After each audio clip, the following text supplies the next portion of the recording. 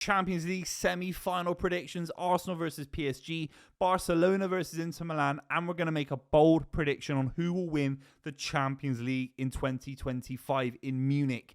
This competition, I feel, has been absolutely fantastic in the knockout rounds. The amount of goals, the excitement, the Dortmund-Barcelona game, Bayern Inter Milan, it was outrageous. And then you've got Arsenal upsetting everyone and beating the champions of Europe.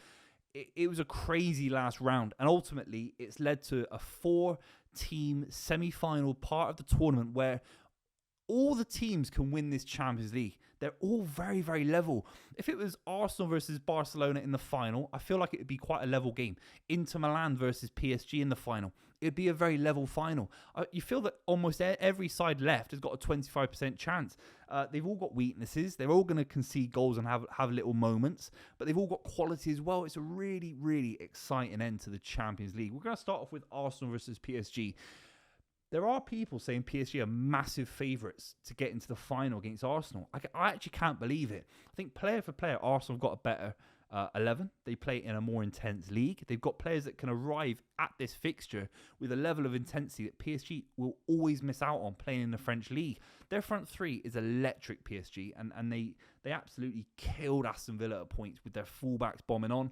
But Aston Villa, we have to be completely neutral. It's not like Aston Villa lost 5-0 to PSG.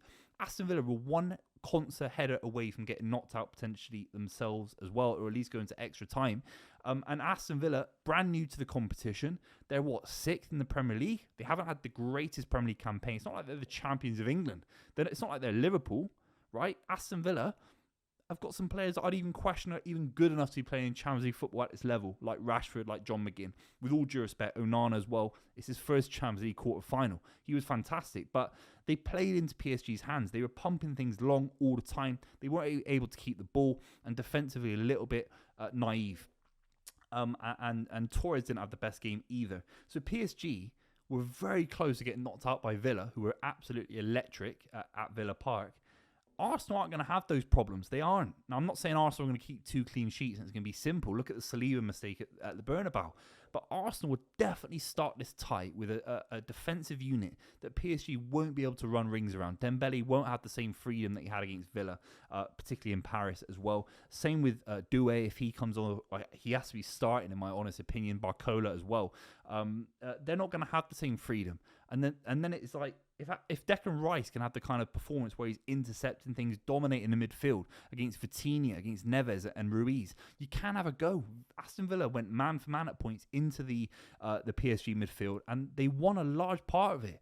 It wasn't the best PSG performance in terms of their midfield, in my honest opinion. They managed the game in the final 20 minutes very, very well, but it's Arsenal side far better in midfield. I know they haven't got Thomas Partey in the first game, but they're going to control the ball far better, and I think Saka's better than all the wingers that PSG have got, and then Saliba's better than all the defenders that PSG have got. I think it's just simple sometimes. I think Arsenal will score early in the game against PSG at home.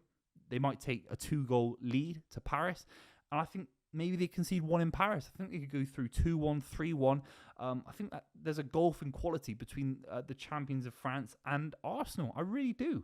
I think PSG are always going to arrive at these fixtures with the first 50% of the game. They're going to be electric, and they're always going to flag in the final 5 to 10 minutes.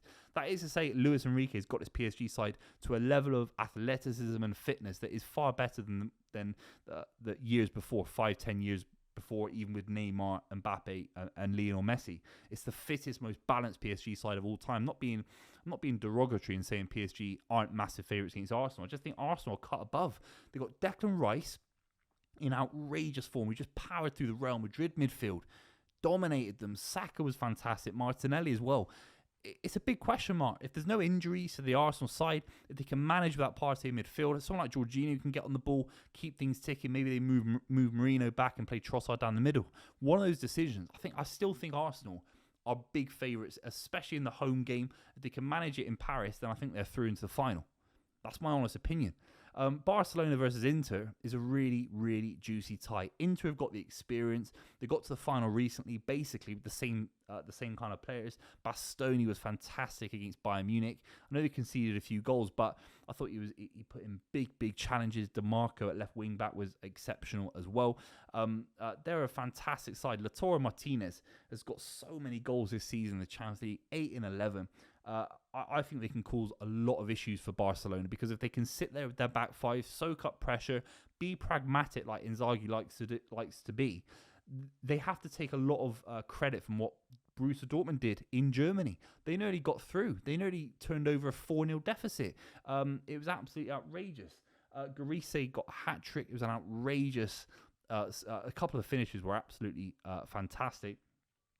Then you look at Barcelona and you think they might have the best front three in world football. You've got Lewandowski, Rafinha, Yamal, who have been ripping up the Champions League. They're the highest scorers in the competition, 37 goals so far. Their midfield is fantastic.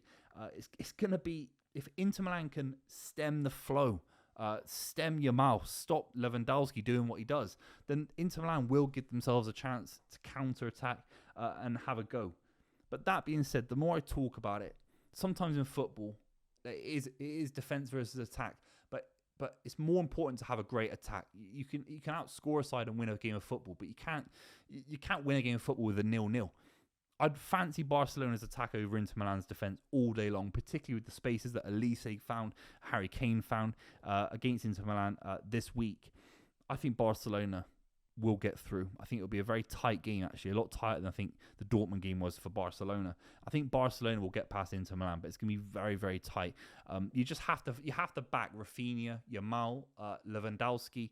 It's outrageous. It's outrageous the amount of goals they're scoring and the kind of goals they're scoring. The interchange, the 1-2s, the little flicks around the corner, the movement, the energy, the guile. It's outrageous. I have to say it. I mean, football feels like it's healing a little bit. The biggest side in France, the biggest side arguably in Spain. You look at maybe what Liverpool have done this season as well, the way Arsenal played at the Bernabeu. It is this kind of free-flowing, classic winger play with a big striker down the middle doing bits. It's nice to see. It's refreshing. It feels like I'm in the summer of 2006 all over again. And let's just talk about the final. I'm predicting, cards on the table, Arsenal versus Barcelona, a repeat of the final that is nearly 20 years ago in Paris. Sol Campbell put Arsenal 1-0 up. Jens Lehmann with a dodgy red card. I don't know if it was a clear red card from the referee. It felt a little bit harsh at the time when I was watching it. And obviously, Barcelona get into the tie-in and start what is, maybe the foundation with Frank Rijkaard of what everything Barcelona have achieved since then, winning multiple trebles, winning 4 or 5 Champions Leagues, 2 and 4 years with Pep Guardiola. It might have all come from that final that was in Paris against Arsenal, and they exceptionally won in the final 20 minutes, Barcelona. That being said, you could fancy Arsenal in this final. They got a little bit more experience. I'd dare say they got a little bit more hunger. I think this Arsenal back line, Saliba, you're talking maybe Ben White comes into the side. Kirill is fantastic. They've got a great foundation to go and attack. And Saka, Declan Rice in a final.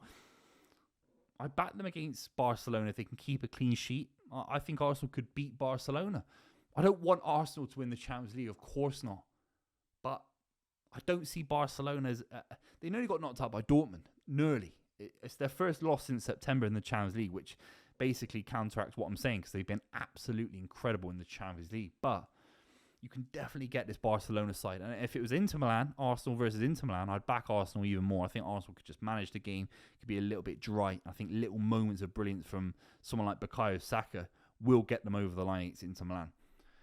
I can't believe I'm saying it. I'm kind of saying that Arsenal could win the Champions League. It's very tight against Barcelona, but I think they could do it. You have to let me know in the comments down below if you agree with me. Make sure you subscribe if you're new to the channel, and I'll see you very, very soon.